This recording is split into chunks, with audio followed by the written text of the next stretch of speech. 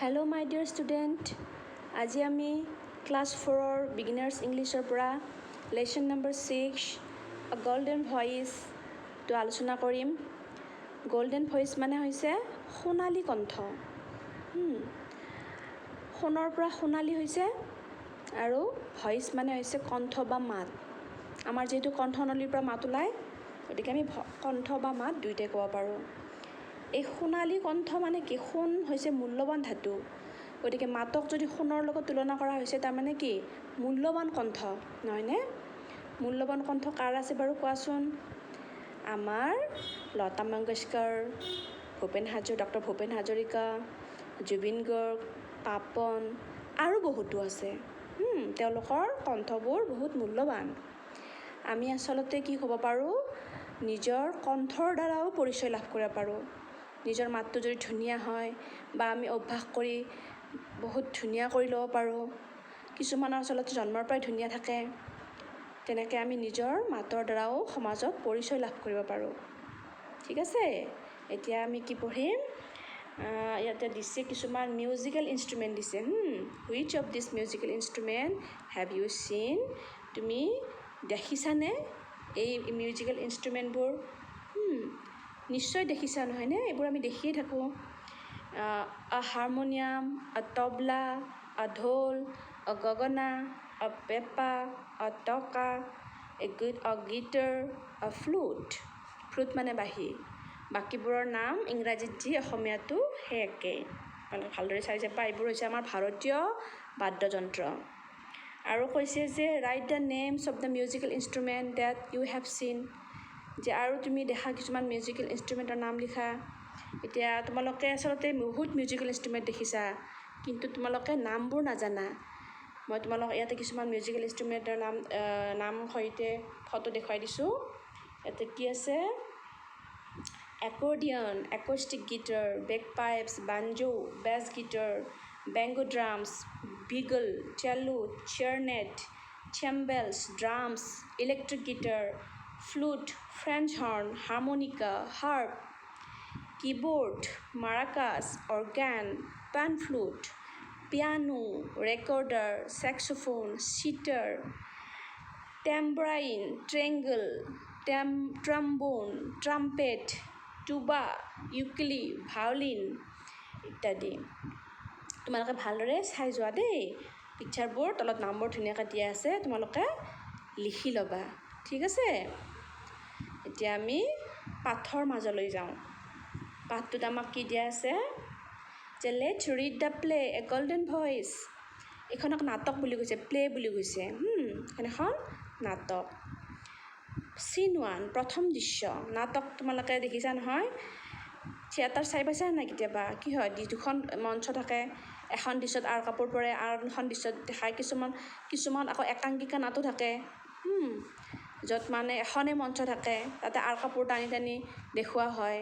ঠিক তেনেকুৱা বাৰু ইয়াতে প্ৰথম দৃশ্যত আমাক কি দেখুৱাইছে? যে two boys, Arun and Aziz, are ৱাকিং ফাষ্ট ইন দ্য ইভিনিং। দুজন ল'ৰা, অৰুণ আৰু আজিজ, যাৰ নাম, ৱাকিং ফাষ্ট, বহুত বেগেৰে মানে বেগাই খোজকাঢ়ি আহিছে, খৰকৈ খোজকাঢ়ি আহিছে। কোনখিনি সময়ত? ইভিনিং সময়ত, মানে সন্ধিয়া সময়ত। ৰাতি 12 বজাৰ পৰা দুপৰীয়া 12 বজালৈ মৰ্ণিং, তাৰপিছত 12 বজাত নুন হয়, তাৰপিছত আফটাৰনুন, আৰু তাৰপিছত হয় ইভিনিং, আৰু ইভিনিঙৰ পিছতে হয় নাইট। গতিকে ইভিনিং টাইমটোত সিহঁত দুয়োটাই খুব খৰকৈ খোজকাঢ়ি, খুব জোৰেৰে খোজকাঢ়ি আহিছে। কিয় খৰকৈ খোজকাঢ়িলে? কাৰণটো কৈ আছে Aziz, look at the sky, it's going to rain heavily, a strong wind is also' blowing.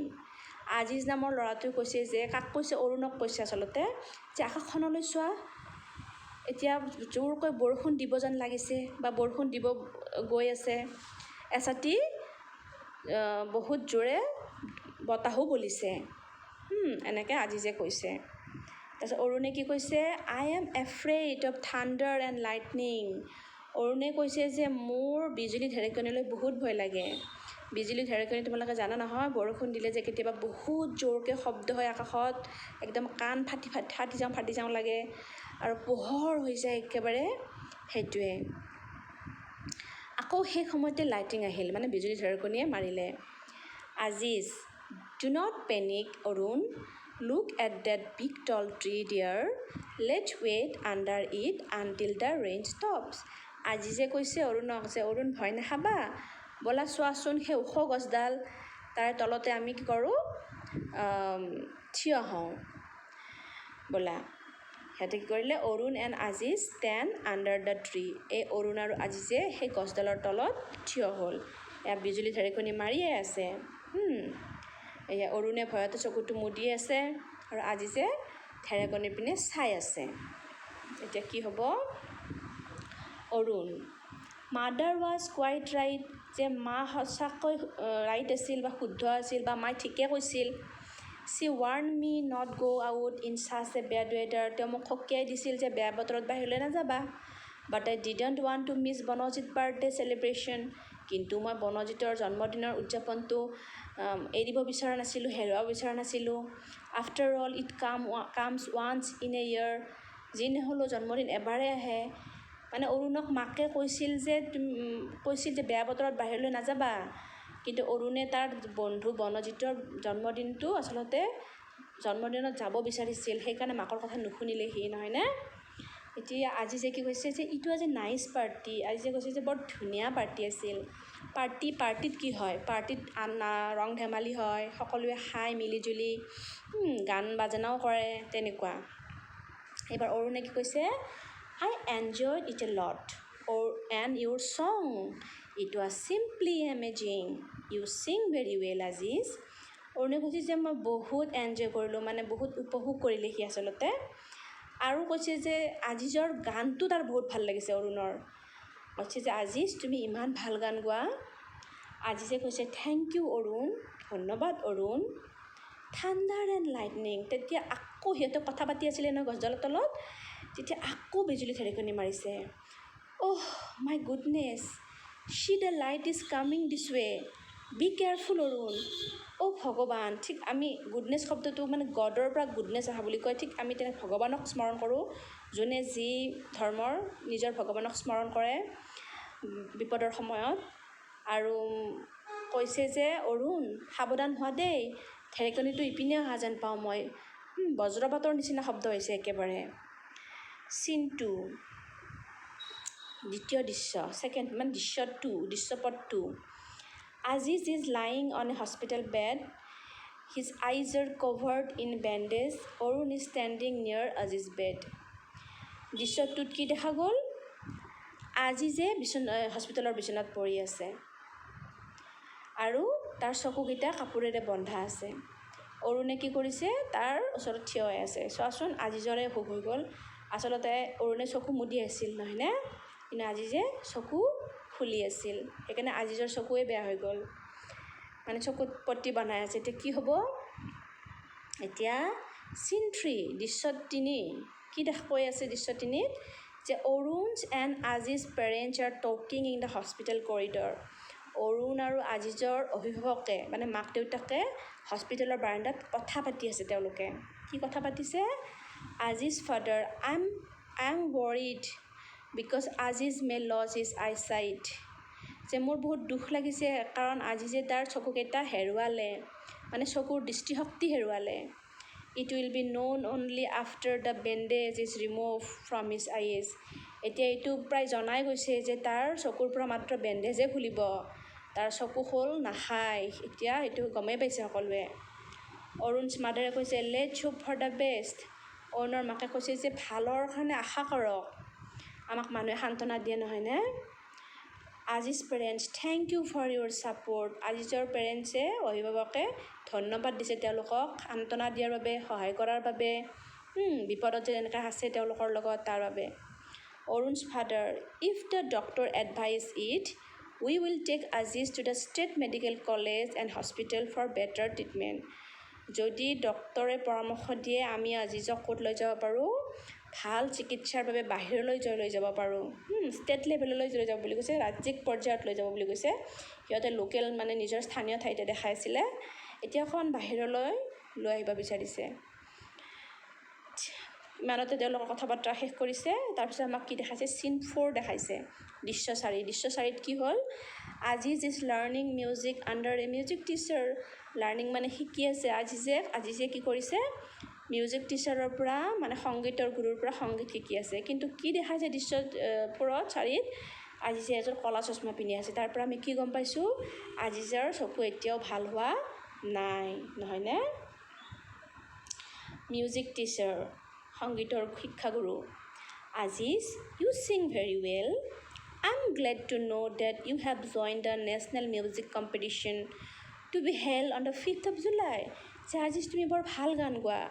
মই জানিব পাৰি বহুত সুখী হৈছোঁ যে তুমি 5 জুলাইত হ'বলগীয়া নেশ্যনেল মিউজিক কম্পিটিশ্যন মানে ৰাষ্ট্ৰীয় পৰ্যায়ৰ যিটো সংগীত প্ৰতিযোগিতা তাতে তুমি ভাগ ল'বলৈ ওলাইছা। মই জানিব পাৰি বহুত ভাল পাইছোঁ। Practice every day and be confident, সদায় অভ্যাস কৰিবা আৰু মনত বিশ্বাস ৰাখিবা। My blessings are always with you, যে মোৰ শুভকামনা বা আশীৰ্বাদ সদায় তোমাৰ লগত আছে। Aziz, thank you guruji, I will try my best. ধন্যবাদ মহাশয়, মই যিমান পাৰোঁ সিমান চেষ্টা কৰিম। তেনেকৈ আজিজে কৈছে। বাৰ চিন 5, দৃশ্যপদ 5 কি কৈছে? দৃশ্যপদ 5ত আমাক কি দেখাইছে যে 6 finalists of National Music Competition are on the stage. Aziz is one among them. He wears a pair of black goggles. Arun is sitting in the audience. দৃশ্যপদ 5 আমাক দেখুৱাইছে যে এই যে আজি যে নেশ্যনেল মিউজিক কম্পিটিশ্যনটো দিছিলে, সংগীত প্ৰতিযোগিতাত ভাগ লৈছিলে, তাতে কেইজন 6জনে আচলতে ভাল কৰিছে দেই। 6জনে ফাইনেলিষ্ট হৈছে, ফাইনেল ৰাউণ্ডত আহিছে। এতিয়া তাৰে ভিতৰত আজিজো আছে। আজিজে কি কৰিছে, এযোৰ চশমা, ক'লা চশমা পিন্ধি আছে, কাৰণ তাৰ চকুকেইটা অসুবিধা আছে, চকুৰ প্ৰব্লেম। আৰু অৰুণে ক'ত আছে? অৰুণে কিন্তু তাক লগাৰা দিয়া নাই দেই। অৰুণে কি কৰিছে, অৰুণে দৰ্শকৰ মাজত বহি আছে। অৰুণ তাৰ ইমান ভাল বন্ধু। এতিয়া এনাউন্সাৰ মানে ঘোষক। Hello' everybody, it's time to announce the winner of the golden voice award of 2018. Who do you think is the winner? যে সকলোকে স্বাগতম জনাইছোঁ, সকলোকে স্বাগতম জনাইছোঁ। এতিয়া সময় হৈছে 2018ৰ গল্ডেন ভইচ এৱাৰ্ডৰ বিজয়ী ঘোষণা কৰাৰ। আপোনালোকে গম পাইছেনে বা আপোনালোকে ভাবিছেনে কোন হ'ব পাৰে? অডিয়েন্স মানে দৰ্শক। চাউটিং, ক্লেপিং, চিঞৰি চিঞৰি আৰু হাত চাপৰি বজাই বজাই কি কৰিছে তেওঁলোকে? Aziz Aziz Aziz is the best, Aziz Aziz বুলি চিঞৰি আছে। এনাউন্সাৰ ঘোষকজনে এইবাৰ কৈছে, য়েছ ইউ আৰ ৰাইট, হয় আপোনালোক ঠিকেই কৈছে, আপোনালোক শুদ্ধ। আজিজ ফ্ৰম বাণীপীঠ স্কুল, তাৰমানে আজিজৰ স্কুলখনৰ নাম বাণীপীঠ স্কুল আছিলে। তেওঁ কৈছে যে Aziz from Banipith school Assam is the winner of the golden voice award of 2018. যে আজিজ বাণীপীঠ স্কুলৰ, আমাৰ অসমৰ বাণীপীঠ স্কুলৰ পৰা অহা আজিজে কি কৰিলে? 2018ৰ গল্ডেন ভইচ এৱাৰ্ডৰ উইনাৰ হ'ল, মানে বিজয়ী হ'ল। উইনাৰ মানে বিজয়ী।